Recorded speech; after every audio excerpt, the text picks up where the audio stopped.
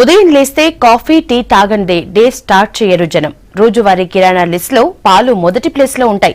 అందుకే పాల బిజినెస్ కు ఉన్న డిమాండ్ దేనికి ఉండదు. కానీ నోట్ల రద్దు ఎఫెక్ట్ పాల వ్యాపారులకు సెగ పుట్టిస్తోంది. 20 రోజులు గడుస్తున్నా బిజినెస్ ఇంకా కోలుకోలేదని అంటున్నారు వ్యాపారులు.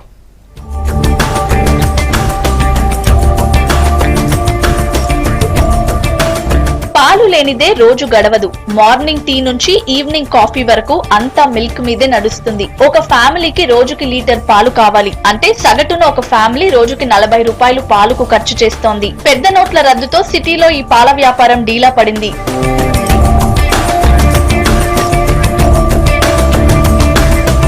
చేతిలో ఉన్న చెల్లని నోట్లతో ఏం చేయాలో తెలియక ఇంట్లో దాచుకున్న చిల్లర తీసి పాల కోసం ఖర్చు చేయాల్సి వచ్చిందంటున్నారు నగరవాసులు. ఇక చిల్లర అయిపోయాక నోట్లు మార్చినప్పుడు మనీ ఇస్తామని అప్పు తీసుకువెళ్తున్నామంటున్నారు సిటీ పీపుల్.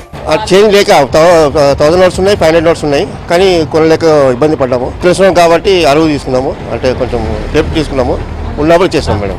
డైలీ జరిగే అమ్మకాల్లో సగానికి సగం పడిపోయిందంటున్నారు వ్యాపారులు. ప్యాకెట్లు సేల్ కాకపోవడంతో ఏజెన్సీల నుంచి తక్కువ తీసుకుంటున్నామని అంటున్నారు. గ్రేటర్ పరిధిలో దాదాపు 50 లక్షల లీటర్లకు పైగా పాలమ్మకాలు జరుగుతున్నాయి. ప్రస్తుతం 30 నుంచి 40% బిజినెస్ పడిపోయినట్లు చెప్తున్నారు వ్యాపారులు. పాలైతే మామూలుగా మాకు డైలీ పోయేదైతే మామూలుగానే ఉంటాయి, కానీ వేరే దానిలోనే మాకు జర ఇబ్బంది అయింది అన్నట్టు. అది వ్యాపారము 100% నడిచేది 50%కే వచ్చింది. అది ఎవరు చూసినా 500 రూపాయల నోట్లు తీసుకొస్తూ ఉంటారు. మేము 500 అన్నా అట్లా కూడా 500 నోట్లు తీసుకొస్తే 500 సరుకులు తీసుకుంటేనే ఇస్తాం అన్నట్టు అయినా. ఎందుకంటే వాళ్ళు 100 రూపాయలు తీసుకొని మనం 400 రిటర్న్ ఏమంటే ఇవ్వలేకపోతున్నాము.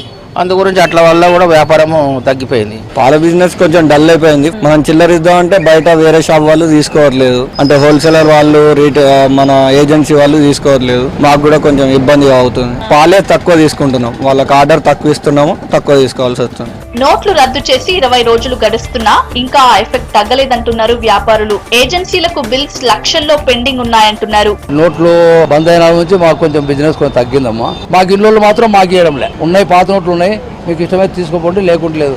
మీకు ఓపుకుంటే పాలేయండి, లేకుండా బంద్ చేయండి అంటున్నారు. చాలా మంది. నాకైతే 1 లక్ష రూపాయల దాకా పెండింగ్ పడింది. ఈ నెల ఆఖరు ఇవ్వాల. నేను రోజు 22,000 రూపాయలు కట్టాలా. ఈ కట్టేదాని వల్ల ఇబ్బంది అవుతుంది. బ్యాంకులు అయితే మాకు ఇవ్వడం లేదు, 2,000 రూపాయలు ఇస్తారు. దాదాపు ఒక 18 ఇయర్స్ నుంచి ఇక్కడ మిల్క్ వ్యాపారం చేస్తున్నాము. సో ఇప్పుడు 2,000 రూపాయలు వచ్చిన దగ్గర నుంచి చిల్లర చాలా ఇబ్బందిగానే ఉంది. మాకు మిల్క్ బిల్ పే చేసే వాళ్ళు కూడా కొంతమంది చేయలేదు. ఇన్ టైంలో పే చేసే వాళ్ళు మాకు పే చేశారు, అంటే 8-9 రూపాయలు. 8-9 తర్వాత పే చేసే వాళ్ళు మాత్రం కొంచెం ఇబ్బందిగా ఉంది. దాదాపు నాకు ఇంకో 50-55 మెంబర్స్, అంటే ఒక దాదాపు 1 lakh వరకు నాకు ఇంకా పెండింగే ఉంది. ఆన్లైన్ బ్యాంకింగ్, స్వైపింగ్ మిషన్స్ తో నడిచే వ్యాపారం కాకపోవడంతో బాగా ఇబ్బంది అవుతోందని చెప్తున్నారు పాల వ్యాపారులు. పేటిఎం లాంటి ఆన్లైన్ యాప్స్ పెట్టుకున్నా 80% మందికి దాని సంగతి తెలియదంటున్నారని వాపోతున్నారు. రోజు 35 లీటర్స్ అమ్మేది మా దగ్గర పాలు. అలాంటిది ఇప్పుడు 14-15 లీటర్లకే వచ్చింది. సగం పడిపోయింది బిజినెస్. ఇక్కడ పేటిఎం లేదు అసలు. ఇక్కడ మా బస్తీలో అది పేటిఎం అంటే కూడా తెలియదు. 80% ఎవరికి తెలియదు.